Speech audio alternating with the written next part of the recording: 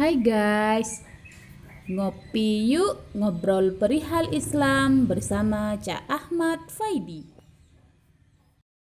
Assalamualaikum warahmatullahi wabarakatuh.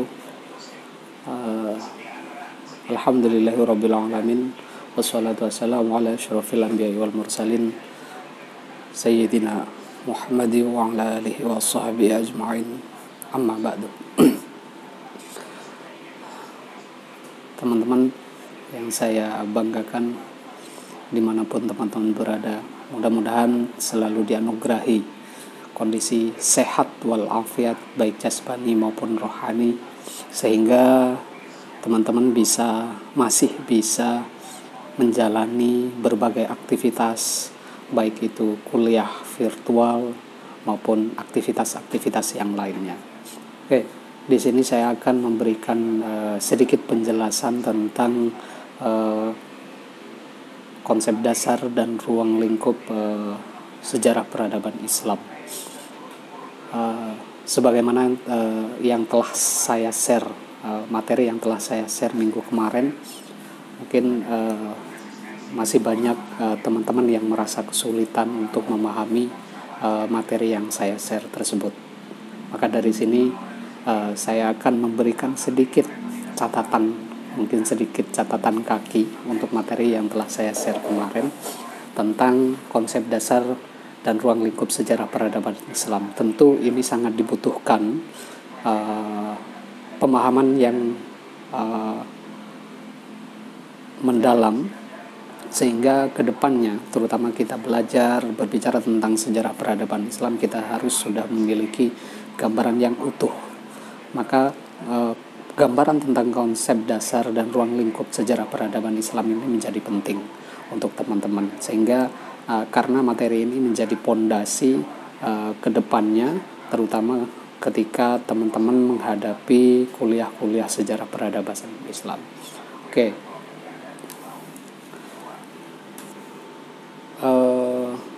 Di sini mari coba kita bedah satu dari kata per kata, di mana dalam kata sejarah peradaban Islam itu sendiri mengandung 3 unsur. Yang pertama sejarah, yang kedua peradaban, yang ketiga Islam.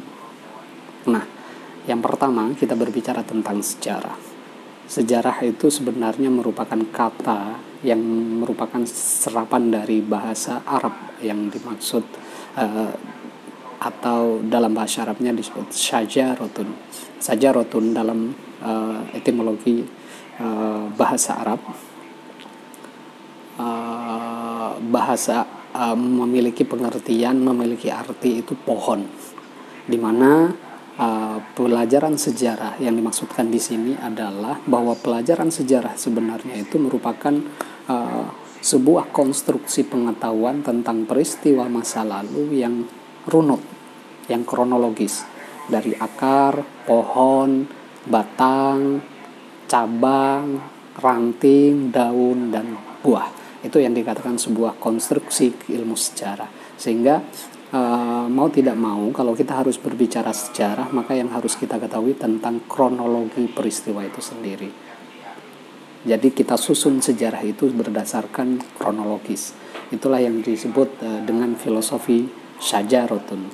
Sebenarnya kalau dalam bahasa Arab juga ada yang disebut istilah tarikh. Kalau teman-teman pernah belajar tentang ini di pesantren, misalnya tarikh, biasanya kita selalu disuguhi dengan pelajaran-pelajaran atau cerita-cerita tentang Nabi, tentang Rasul, dan lain sebagainya. Nah, itu yang disebut sejarah peradaban. Nah, sejarah itu merupakan catatan berbagai peristiwa yang terjadi pada masa lampau. Nah, di sini lalu kita bertanya, apakah setiap sesuatu yang terjadi di masa lalu itu adalah sejarah? Masuk dalam kajian sejarah? Belum tentu. Karena yang jelas, sejarah itu merupakan sebuah ruang lingkup keilmuan yang membahas tentang peristiwa masa lalu yang berkenaan dengan manusia.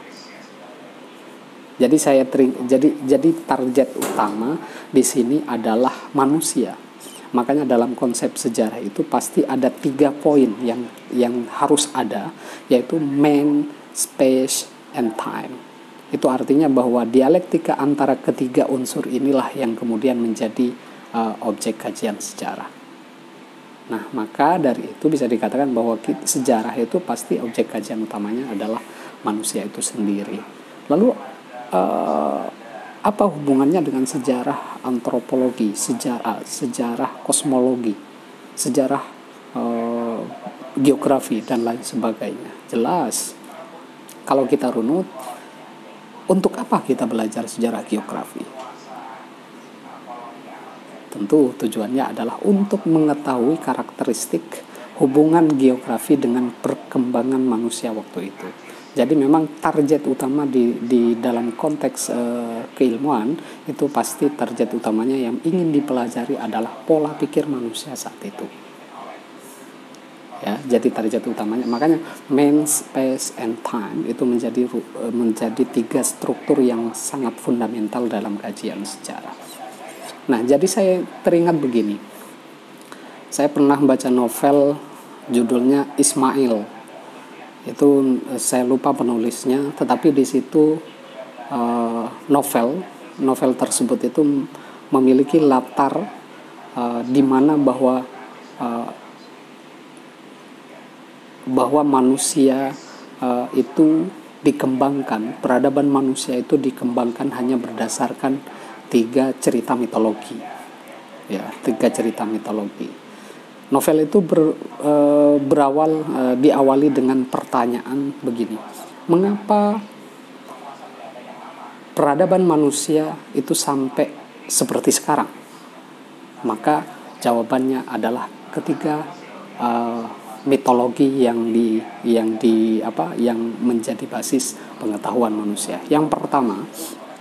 Mitologi yang pertama menurut novel tersebut adalah bahwa manusia itu diciptakan terakhir setelah makhluk-makhluk lain. Itu artinya bahwa manusia itu merupakan tujuan dari penciptaan ini. Jadi manusia itu adalah subjek satu-satunya yang berhak menentukan kehidupannya sendiri selama berabad-abad ke depan. Terus mitologi yang kedua, mereka dengan konsep ini kemudian mereka beranggapan bahwa setiap segala sesuatu yang ada di sekitar manusia itu diciptakan untuk manusia. Adanya pohon, adanya langit, adanya bintang ke bintang, adanya bulan, adanya letusan gunung Merapi dan lain sebagainya. Segala sesuatu itu diciptakan untuk memfasilitasi manusia. Nah, terus yang mitologi yang ketiga adalah bahwa dengan konsep semacam ini manusia berhak mengatur lingkungannya. Sehingga konsep itulah yang kemudian, yang ingin saya sampaikan dari 3 cerita mitologi ini bahwa sebenarnya struktur utama yang ingin disampaikan dalam kajian sejarah itu tetap adalah manusia. Karena manusia itu sebagai subjek utama, sebagai pelaku utama, sedangkan yang lainnya itu dianggap sebagai objek atau sebagai fasilitas. Tentu dalam konteks ini sangat dalam konteks rasional, dalam konteks keilmuan. Berbeda lagi kalau kita berbicara dalam konteks dunia sufism atau dunia tauhid dan lain sebagainya. Nah, menurut Sartono, kalau kita berbicara sejarah pasti itu ada 2. Ada sejarah objektif, ada yang sejarah subjektif.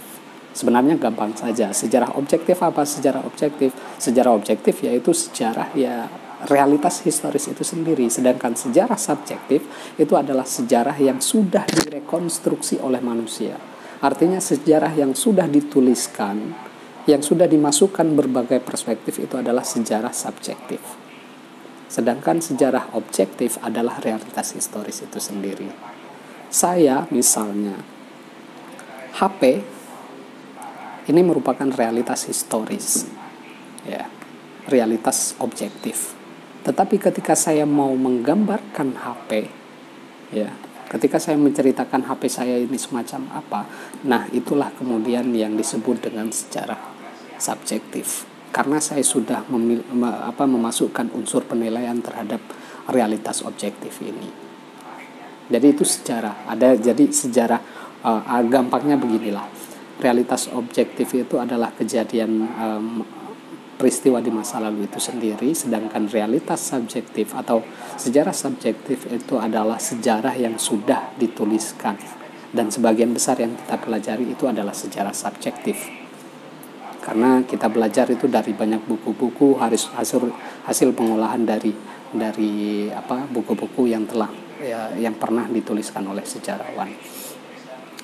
Nah, selain itu ada dua pertanyaan penting untuk mengantarkan kita pada apa itu kajian sejarah. Yang pertama, latar belakang seperti apa yang menjadikan mereka, para pelaku sejarah itu bisa berperilaku atau menciptakan kebudayaan dan peradaban tertentu. Jadi dalam konteks ini, sejarah itu berupaya mempelajari latar belakang semacam apa yang kemudian membuat manusia modern misalnya mampu menciptakan alat komunikasi yang begitu canggih semacam ini. Dan ini yang pertanyaan pertama yang harus kita gali secara mendalam untuk mengetahui realitas, untuk mendekati realitas objektif daripada sejarah itu sendiri. Terus pertanyaan fundamental yang kedua yang tidak boleh lupa kalau kita belajar sejarah itu adalah terus potensi spirit atau wirah atau kekuatan semacam apa yang mereka miliki saat itu sehingga mereka bisa menciptakan kebudayaan dan peradaban yang berbeda dari yang lain. Jadi kalau konteks ini lebih bertanya pada spesifikasi peradaban itu sendiri. Ya, masyarakat Indonesia dengan masyarakat Eropa pasti melahirkan peradaban tersendiri. Jadi pasti berbeda dengan negara-negara yang lain. Nah, dalam kalau kita ingin belajar secara mendalam, maka harus senantiasa menjadikan dua pertanyaan paling fundamental ini sebagai landasan. Yang pertama, latar belakang semacam apa. Terus yang kedua, spirit dan wirah semacam apa yang membuat mereka mampu menciptakan peradaban yang berbeda dengan yang lain. Itu ya titik tekan kuncinya. Nah, jelas, tapi gini, dalam konteks kajian ilmu sejarah seringkali terjadi perdebatan antara peradaban, kebudayaan, kebudayaan. Mungkin itu bisa dikatakan sebuah kajian keilmuan yang lahir dalam bidang antropologi pada dasarnya, sehingga perdebatan begitu sengit mana sih antara peradaban dan kebudayaan. Memang kalau saya menilai, menurut pemahaman saya sendiri, ketika memaknai peradaban itu sendiri cenderung memang sangat mekanis, sedangkan kebudayaan ini sangat soft, ya, sangat soft. Dimana kalau peradaban konteksnya itu lebih pada mekanis, misalnya politik, ilmu ekonomi, terus teknologi, terus apalagi ilmu pengetahuan. Nah, berbeda dengan kebudayaan. Kalau kebudayaan, kenapa saya katakan soft? Karena cakupan kebudayaan itu lebih luas, termasuk ekonomi. Sebenarnya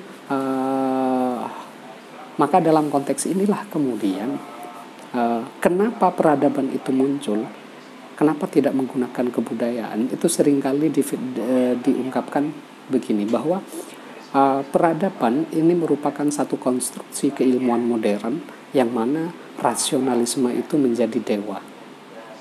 Rasionalisme, materialisme itu menjadi dewa, sehingga sesuatu yang non materialis seperti agama, seni misalnya dan lain sebagainya itu tidak menjadi tolak ukur.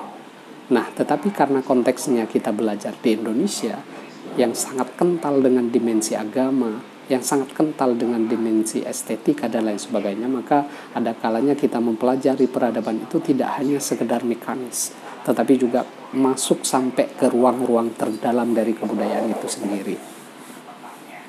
Ya, itu. teman-teman bisa saja nanti baca materi nanti kebudayaan itu mencakup apa, peradaban itu mencakup apa. Kebudayaan itu setidaknya paling konkret menurut Koncaraningrat itu kan ada 7. Yang pertama tentang sistem religi, ini yang tidak masuk dalam kategori peradaban tadi. Terus ada sistem pengetahuan, sistem mata pencaharian atau perekonomian, ada sistem sosial, ada sistem bahasa, kesenian, dan sistem peralatan hidup atau teknologi. Itu 7 unsur kebudayaan yang sangat populer, terutama dalam kaum antropolog yang terutama yang diungkapkan oleh Koncaraningrat. Terus selanjutnya, nah, yang paling penting kedua adalah mengapa harus kebudayaan Islam atau peradaban Islam? Ya, tentu di sini itu bukan hanya sebagai embel-embel. Ini merupakan konstruksi baru untuk kajian sejarah kebudayaan, di mana terutama di dunia timur sejarah kebudayaan yang soft tadi itu menjadi satu hal spesifik, satu hal yang unik yang tidak ada dalam kajian-kajian Barat modern. Jadi maka kebudayaan Islam itu dianggap sebagai satu spirit yang bisa kita temukan dalam kebudayaan Timur. Maka jelas kalau dalam konteks semacam ini kita harus pahami bahwa Islam itu tidak hanya sebagai simbol, tetapi juga mampu menjadi spirit, ya. Kalau tadi pertanyaan itu spirit semacam apa yang membuat mereka mampu menciptakan peradaban yang berbeda dari yang lainnya, maka dalam konteks ini berarti Islam itu atau agama pada umumnya itu menjadi satu spirit yang mampu menggerakkan masyarakatnya untuk menciptakan satu peradaban tertentu. Jadi misalnya sejarah Indonesia, kalau kita berbicara sejarah Indonesia, maka tidak lepas dari mitos atau mitologi. Sebenarnya ini sangat kental dan ini tidak bisa dilepaskan dari kehidupan bangsa Timur. Karena religiusitas masyarakat Timur itu sangat kental, sehingga kalau kita berbicara kebudayaan mereka, maka kita tidak boleh meninggalkan satu unsur yang sangat fundamental ini, yaitu keberagamaan. Bagaimana kemudian spirit agama mereka itu dapat menjadi penentu corak dan karakter peradaban yang mereka bangun. Nah, itu sebenarnya konteks kalau kita belajar tentang sejarah peradaban Islam. Sebenarnya pada umumnya banyak orang yang membedakan, terutama dari misalnya Harun Nasution yang memberikan periodisasi, ada periode klasik, ada periode pertengahan, ada periode modern. Meskipun sebenarnya periodisasi semacam ini itu tidak bersifat mutlak, artinya ini hanya bersifat penekanan. Dalam konteks semacam ini harus kita pahami bahwa bukan tidak mungkin dalam periode pertengahan peradaban Islam itu sedang mengalami kejumutan semua, tidak mungkin. Tetapi ada dalam konteks-konteks tertentu atau peristiwa-peristiwa tertentu yang menunjukkan bahwa Islam sedang mengalami kemajuan. Maka harus dalam konteks ini kita harus jeli. Tidak seluruhnya, misalnya kalau dalam periodisasi semacam ini seperti pada umumnya itu lebih ditekankan bahwa periode klasik itu adalah periode keemasan. Sedangkan periode pertengahan itu lebih pada periode kemunduran, dan periode modern dari 1800 sampai sekarang itu dianggap sebagai periode pembaharuan. Nah, memang ini seakan-akan menjadi periodisasi yang cukup tentu saya kembalikan ke yang tadi bahwa periodisasi semacam ini tidak bersifat mutlak. Misalnya seperti yang saya gambarkan tadi, periode klasik juga ada beberapa peristiwa tertentu dianggap sebagai kemunduran. Periode pertengahan justru misalnya Islam secara kuantitas itu justru meningkat jumlahnya sampai pada periode modern, itu bisa dikatakan. Jadi kalau penilaian semacam ini sebenarnya lebih berdasarkan pada konstruksi keilmuan barat, yang mana tadi saya katakan itu bahwa religiusitas, dinamika religiusitas masyarakat itu tidak menjadi satu tolak ukuran. Sebagian besar yang mereka ukur adalah ilmu pengetahuan yang cenderung rasionalis, terutama konstruksi keilmuan ini datang dari madhab-madhab modern gitu ya, madhab-madhab modern. Nah, mungkin itu yang bisa saya sampaikan tentang konstruksi sejarah peradaban Islam, konstruksi atau ruang lingkup dasar dari sejarah peradaban Islam. Dan ini harus menjadi pondasi utama ketika kita nanti terjun lebih jauh dan lebih dalam lagi mempelajari tentang sejarah peradaban Islam. Selanjutnya nanti kita akan masuk pada periode per periode. Misalnya nanti kita akan belajar Arab pra-Islam, kita akan belajar peradaban Islam pada masa Rasulullah, terutama periode Makkah, terus nanti lanjut periode Madinah, periode Abu Bakar, periode Umar, periode Utsman dan sampai Ali, dan juga pergantiannya kepada dinasti Umayyah, berganti lagi menjadi dinasti Abbasiyah, pindah ke dinasti Umayyah II di Andalusia, kemudian datanglah perang salib, datanglah invasi bangsa Mongol. Itu kita akan pelajari satu persatu selama satu semester ke depan, terutama untuk mahasiswa-mahasiswa baru yang kita sebut dengan generasi virtual, karena kalian di bangku kuliah semester pertama kalian harus menghadapinya dengan kuliah secara online. Terima kasih, kurang lebihnya mohon maaf. Wallahul muwaffiq ila aqwamit thoriq. Wassalamualaikum warahmatullahi wabarakatuh. Sampai ketemu lagi di lain kesempatan. Matur thank you my bro. Sampai jumpa lagi.